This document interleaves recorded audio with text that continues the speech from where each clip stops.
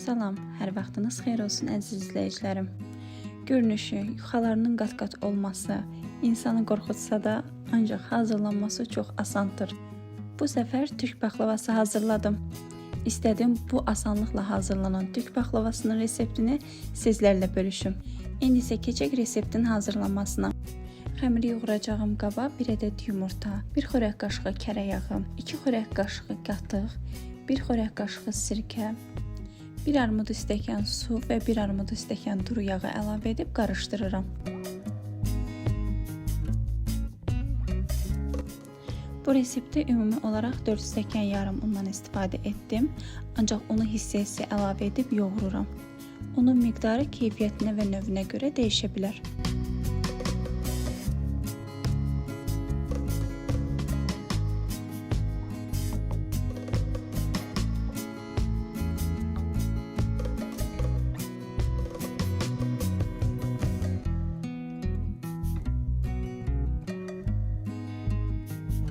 Xəmiri toparladıktan sonra dəzgahda yoğurmağa davam edirəm.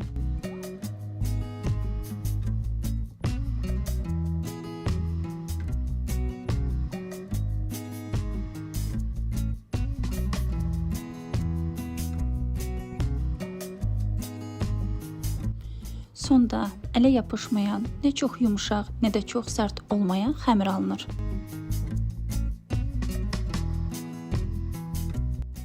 Xəmiri 8 bərabər hissəyə bölürəm. Qeyd edim ki, əgər yuxanı böyük yaya bilmirsinizsə, bu zaman kündələri kiçik götürə bilərsiniz.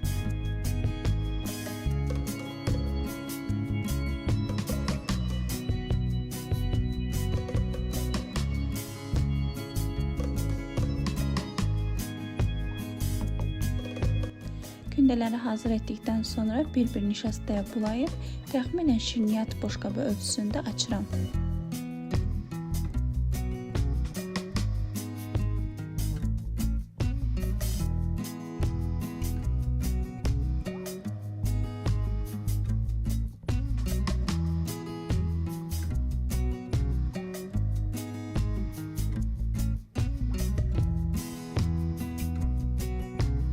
Xəmiri yerləşdirəcəyim qabın alt hissəsinə yapışmaması üçün paket yerləşdirirəm. Bütün kündələri eyni qayda ilə açıb, aralarına paket yerləşdirib büzürəm. Yuxaları soyuducunun alt hissəsində minimum 4 saat, ən ideal isə bir gecə saxlamağı məsləhətdir. Mən isə xəmirimi 12 saat soyuducuda dinləndirdim. 12 saatın ardından sonra xəmirimi soyuducudan çıxartdım və bir-bir nişasta ilə açmağa başladım. Qeyd edim ki, ilk başda xəmiri açanda nişastadan bol-bol istifadə etdim, ancaq daha sonra nişastadan istifadə etmədim. Yuxanı açan zaman nişastadan çox istifadə etməyiniz məsləhət deyil, çünki bişdiyi zaman xəmir olma ehtimalı çoxdur. Mən bu videonu qətiyyən kəsməmişəm. 1 ədəd yuxanı çox qısa zamanda necə açmışam onu göstərməyə çalışdım. Qeyd edim ki, mənim oxlovum çox uzun deyildi və kənarları isə sivri idi. Buna baxmayaraq istədiyim genişlikdə aça bildim, ancaq əgər oxlovum daha uzun və kənarları sivri olmasaydı, bu yuxanı daha da böyük açmağa şansım olardı.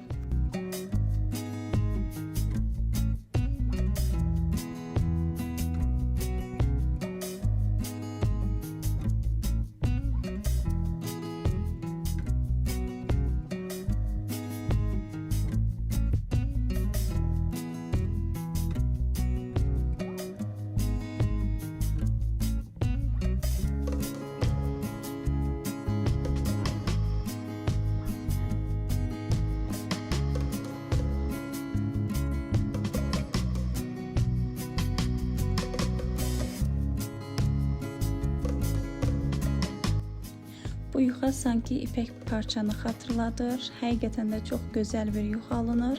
Çox asanlıqla açılır.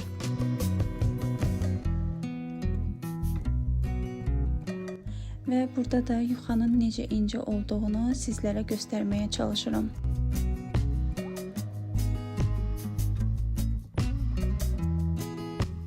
Yaydığım yuxaları üst-üstə yerləşdirirəm və daha sonra oxlova dolayacağım. Bunu da ona görə edirəm ki, listə asanlıqla yerləşdirə bilim.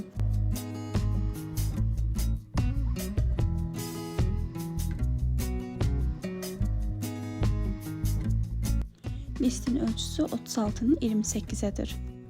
Oxlovda olan yuxaları 2 qat olmaq şəklində listə yerləşdirirəm.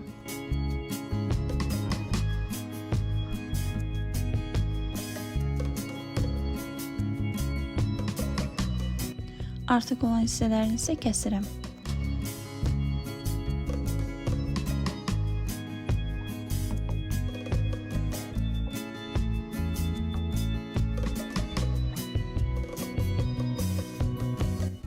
Bu hissəni paxlavanın üzəri üçün istifadə edəcəm. Kəsilən kənarları isə paxlavanın altına düzürəm. Qeyd edim ki, paxlavamın alt hissəsi 16 qat, üst hissəsi də 16 qat olmaqla yuxaları yerləşdirdim. Mən bu paxlavada qoz ləpəsindən istifadə edirəm, ancaq istəyə bağlı olaraq fındıq, fıstıq da istifadə etmək mümkündür. Bol olacaq şəkildə hər tərəfinə qoz ləpəsindən əlavə edirəm. Ən sonda paxlavanın üst hissəsini yerləşdirib, artıq qalan kənarlarını isə kəsib götürürəm.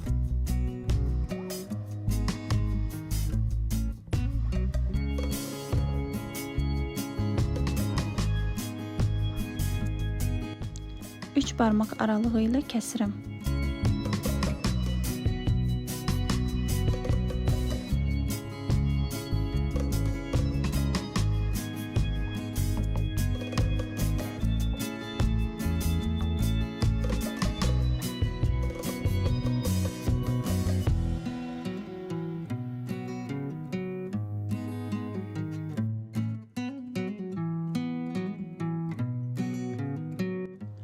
$250 qram kərə yağını əridib, tortasından ayırmaq üçün süzgəcdən keçirdirəm.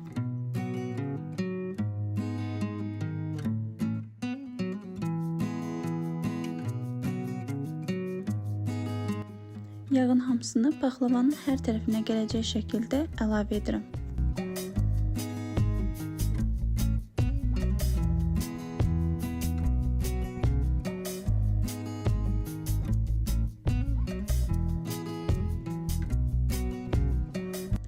Əvvəlcədən isidilmiş 180 dərəcəli sobanın alt-üst rejimində təxminən 45-50 dəqiqə bişirirəm. Qeyd edim ki, bişirmə müddəti sobaya görə dəyişir.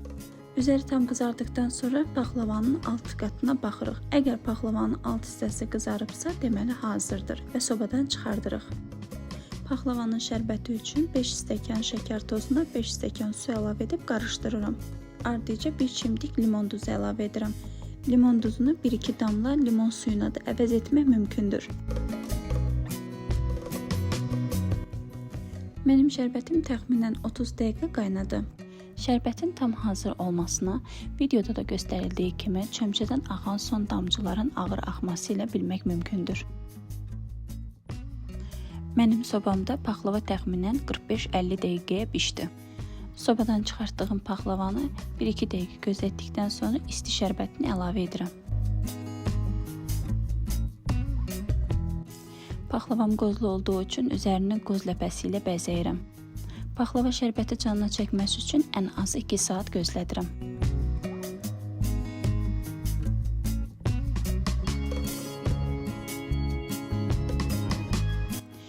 Saatın ardından paxlavanı artıq servis edirəm. Mağazadan alınan paxlavalardan qat-qat ləzzətlidir. Üzərinin xırçıltısı, içinin bolluğu, şərbətinin ləzzəti möhtəşəmdir. Mütləq bu resepti yoxlamağınızı tövsiyə edirəm. Videomu sona qədər izlədiyiniz üçün təşəkkür edirəm. Video ilə bağlı fikirlərinizi şərhdə mənimlə bölüşməyi unutmayın.